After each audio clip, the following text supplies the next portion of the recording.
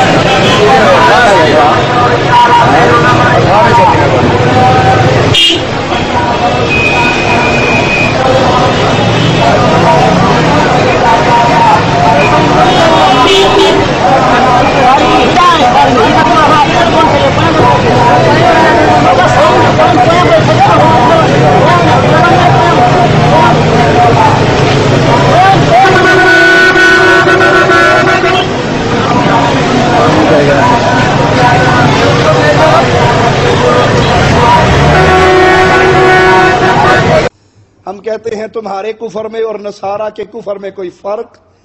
علی کو مانتے ہیں، اللہ نہیں مانتے، اللہ کا بندہ مانتے ہیں، حسن حسین کو مانتے ہیں، اللہ کا بندہ مانتے ہیں، مشکل کشا نہیں مانتے۔ اسی طرح ائمہ کو بھی مانتے ہیں، علماء کو بھی مانتے ہیں، لیکن معصوم عن الخطا کسی امام کو نہیں مانتے۔ ہم جانتے ہیں امام احمد بن حنبل انسان تھے رحمہ اللہ، امام مالک رحمہ اللہ انسان تھے، امام شافعی رحمہ اللہ انسان تھے، امام ابو حنیفہ رحمہ اللہ انسان تھے، اور ان چاروں نے اور ان کے علاوہ باقی ائمہ نے، محدثین نے، علماء نے، فقہاء نے اپنے پیچھے چلنے کی تبلیغ۔ امام احمد رحمہ اللہ نے فرمایا تھا دین کو وہاں سے لینا جہاں سے ہم لیتے ہیں، اور اہل الحدیث دین کو وہاں سے لیتے ہیں جہاں ائمہ اربعہ لیا کرتے تھے، جہاں سے محمد کریم علیہ الصلوۃ والسلام کے پیارے اصحاب لیا کرتے تھے، اور وہ سرچشمہ ہے قرآن اور حدیث کا، قرآن اور حدیث صحابہ کے فہم کے اوپر۔ علماء کو بھی مانتے ہیں، لیکن ان کو اپنے لیے ایسا نہیں مانتے کہ جو حضرت جی نے فرما دیا وہی ہمارا دین بن جائے، اور ہم اس مسئلے میں وہی کہتے ہیں جو ائمہ اربعہ نے کہا تھا۔ امام مالک پیارے حبیب کی پیاری مبارک قبر کی طرف اشارہ کر کے فرمایا کرتے تھے ہر کسی کی بات لی جا سکتی ہے، چھوڑی جا سکتی ہے، سوائے جو یہ قبر میں سو رہے ہیں ان کی کوئی بات چھوڑی۔ ہم وہی کہتے ہیں جو ابو حنیفہ نے کہا رحمہ اللہ، میری بات محمد کی بات سے ٹکرائے ابو حنیفہ کی دیوار میں مارنا، محمد کی سینے سے لگا لینا صلی اللہ علیہ وسلم۔ وہی کہتے ہیں جو شافعی نے کہا تھا رحمہ اللہ، سائل نے کہا تھا امام شافعی اگر آپ کے ذریعے حدیث ملے، آپ کا عمل اس کے خلاف ملے، عمل کو مانے یا روایت کو مانے؟ جواب میں کہا تھا اترانی من الکنیسہ، مجھے پادری سمجھتا ہے، یہ کیسے ہو سکتا ہے میں خود حدیث محمد کا بیان کروں صلی اللہ علیہ وسلم پھر اس کے خلاف عمل کروں؟ اگر ایسا ہو اعلان کر دینا شافعی کا دماغ خراب ہو گیا تھا۔ مانتے ہیں محدثین و ائمہ کو، علماء کو ایسے مانتے ہیں جیسے امام احمد نے کہا تھا میری تقلید نہ کرنا، اوزائی کے پیچھے نہ چلنا، دین کو وہاں سے لینا جہاں سے ہم نے لیا۔ یہ الزام ہے ہمارے اوپر کہ آپ علماء کو نہیں مانتے۔ ہاں واقعی تمہاری بات صحیح ہے، ہم علماء کو ویسے نہیں مانتے جیسے تم مانتے ہو، اور آئینہ دکھا دوں تم کیسے مانتے ہو؟ تذکرۃ الرشید میں رشید احمد گنگوہی صاحب کی حیات لکھنے والا، سیرت لکھنے والا کہتا ہے بارہا میں نے رشید احمد گنگوہی سے سنا، وہ کہا کرتے تھے سن لو حق وہی ہے جو میری زبان سے نکلتا ہے، حق وہی ہے جو میری زبان سے نکلتا ہے۔ اس دور میں ہدایت و نجات موقوف ہے رشید احمد گنگوہی کے پیچھے چلنے پہ۔ ہم کہتے ہیں رب محمد کی قسم یہ حق نہ رشید احمد کا، نہ قاسم نانوتوی کا، نہ تھانوی صاحب کا، یہ حق تھا تو مدینے والے محمد الرسول اللہ کا صلی اللہ علیہ وسلم، جس کے ایک صحابی نے لکھنا چھوڑ دیا تھا۔ پوچھا تھا عبداللہ بن عمر بن عاص لکھ کیوں نہیں رہے؟ جواب ملا تھا میرے ساتھیوں نے مشورہ دیا ہے، پیارے حبیب بشر ہیں، انسان ہونے کے ناطے کبھی کسی موڈ میں کبھی کسی موڈ میں ہر بات کو لکھا نہ کر، پوچھ کے لکھا کر۔ پیارے حبیب محمد کریم فداہ ابی و امی صلی اللہ علیہ وسلم کی زبان مبارک حرکت میں آئی تھی، کہا تھا سنو واللہ اکتب، اللہ کی قسم لکھ، محمد کے ہونٹوں سے حق کے علاوہ جدا نہیں ہو سکتا صلی اللہ علیہ وسلم۔ یہ فرق رہے گا ہم میں اور تم میں۔ تم اپنے مولوی کی غلط بات سن کے بھی کہو گل کتوں ثابت ہے کوئی نہیں، پر کتے نہ کتے تو ہوئے گی۔ حضرت نے فرمایا کہیں نہ کہیں تو ہوگا، یہ پانچواں مذہب ہے، مذہب ہوگا۔ ہم کہتے ہیں ہمارا مذہب سنو، یہ فرمان محمد الرسول اللہ ہے صلی اللہ علیہ وسلم۔ کائنات میں اور کوئی ایسی ہستی نہ جنی گئی نہ جنی جا کہ جس کی زبان سے جب بھی نکلے حق نکلے. وہ روتے ہوئے بولے تو حق، وہ سوتے ہوئے بولے تو حق، وہ جاگتے ہوئے بولے تو حق، وہ غصے میں بولے تو حق، وہ پیار میں بولے تو حق. اور اس کا نام نامی اسم گرامی محمد الرسول اللہ صلی اللہ علیہ وسلم. فرق ہے ہمارے اور تمہارے ماننے میں. تم کیسے مانتے ہو؟ تصویر کا رخ دیکھتے جاؤ. تھانوی صاحب کا شاگرد الامداد رسالے میں یہ واقعہ موجود ہے. خط لکھتا ہے تھانوی صاحب کو، میں نے رات خواب دیکھا، خواب کے اندر میں کلمہ پڑھ رہا تھا، اشہد ان لا الہ الا اللہ. کلمہ سن لیجئے. پھر علماء کو جس مقام پہ بٹھایا ہے، اگر پلے ایمان ہے تو ذرا تول کے دیکھو ہم مومن رہے بھی ہیں یا نہیں. نقیدوں کے ساتھ کلمہ پڑھا، لا الہ الا اللہ اشرف علی رسول اللہ. آنکھ کھل گئی، بے قرار ہو گیا، ڈر گیا، غلطی کا احساس ہوا، خواب میں آنے والی بات یاد آئی، اپنے ایمان کی تجدید کرنے کے لیے کھڑا ہوا. پھر درود شریف پڑھتا ہے، وہ بھی سنیے. کہتا اللہم صلی علی نبینا و مولانا اشرف علی. اب خواب نہیں ہے، رسالہ الامداد کے الفاظ سنیے. اب خواب نہیں ہے، جاگ رہا ہوں، زبان میرے قابو میں نہیں ہے. حضرت کی محبت میں ایسی ڈوبی ہوئی ہے کہ زبان میرے قابو میں نہیں ہے. جانتا ہوں جو کہہ رہا ہوں، لیکن کیا کروں، زبان میرے قابو میں نہیں ہے. خط لکھتا ہے تھانوی صاحب کو. جواب کیا آنا چاہیے تھا کہ اپنے ایمان کی تجدید کر. تو نے مقام رسالت پہ مولوی صاحب کو بٹھا دیا. مولوی صاحب جواب دیتے ہیں پریشان ہونے کی کوئی بات نہیں ہے، اس خواب میں حق کی طرف سے اشارہ تھا، تو جس کے پیچھے چلتا ہے وہ متبع سنت ہے. انا للہ و انا الیہ راجعون. فرق ہے ہمارا، ہمارے لیے آئیڈیل ہے. سنیے، آئیے سنیے عبداللہ ابن عباس رضی اللہ عنہما کا قول سنیے. ان کے سامنے سیدنا علی کے چند فتوے لائے گئے جو سیدنا علی نے ارشاد نہیں فرمائے تھے، لوگوں نے ان کے نام پہ مشہور کر دیے تھے. ابن عباس رضی اللہ عنہما فرماتے ہیں یہ فتوے علی نے نہیں دیے. اپنے علماء سے ایسی محبت کرنے والوں کہ بزرگوں کی بات غلط ہو تب بھی کہو بزرگوں نے لکھا ہے، سوچ سمجھ کے لکھا ہوگا، آخر غلط تو نہیں لکھ سکتے نا. ابن عباس کا جملہ سنیے رضی اللہ عنہما، علی نے یہ فتوے نہیں دیے. ابن عباس اتنا آپ کا فرما دینا کافی تھا، لیکن اگلا جملہ بھی اپنے دلوں میں اتاریے. اگر علی یہ فتوے دیتے تو گمراہ ہو جاتے. اے امت قرآن، اے امت اسلام، اے محمد کریم کی امت، کیا سیدنا ابن عباس کا یہ جملہ کافی نہ تھا؟ علی نے فتوے نہیں دیے. کیوں کہا؟ علی بھی یہ فتوے دیتے تو گمراہ ہو جاتے. اس لیے کہا اگر کسی کے دل و دماغ میں شان علی اس طرح رچ بس گئی ہے کہ ان کا ہر قول اس کے لیے حجت ہے تو وہ سن لے. ہر قول اگر کسی کا حجت ہے تو وہ محمد الرسول اللہ ہے صلی اللہ علیہ وسلم. اہل الحدیث علماء کی عزت کرتے ہیں، علماء کا احترام کرتے ہیں، علماء سے محبت کرتے ہیں، ان کے حقوق کا خیال رکھتے ہیں، انہیں مقام مصطفیٰ پر فائز. علماء کی محبت میں غلو تم کرتے ہو. کہو تو بتا دوں کیسے. تھانوی صاحبی کی ایک کتاب کے اندر ایک مرید اپنے پیر سے محبت کا قصہ لکھتا ہے.